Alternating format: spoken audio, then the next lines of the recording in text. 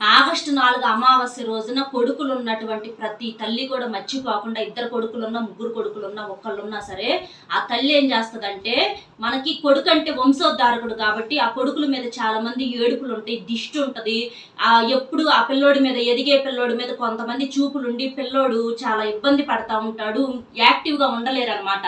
అలాంటి దిష్టి గనక దోషాలన్నీ పోవాలంటే, అందరి ఏడుపులు పోవాలంటే మీరేం చేస్తారంటే, అమావాస్య రోజున నిండుకుండా అన్నం ఎడం చేత్తో ఒక ముద్ద తీసుకొని, ఒక కోడిగుడ్డును తీసుకొని రాత్రి 9:45 లోపు ఆ పిల్లోడికి ఎడమ చేత్తో తిప్పేసేయండి. గుడ్డను అన్నం ముద్ద తీసుకొని ఎడమ చేత్తో 9 సార్లు తల చుట్టూతా తిప్పేసేసి 4 రోడ్లు కలిసే చోట ఆ ముద్ద అన్నాన్ని, కోడిగుడ్డును పగలకుండా అక్కడ పెట్టేసి మీరు వెనక్కి తిరిగి చూడకుండా ఇంటికి వెళ్ళిపోండి.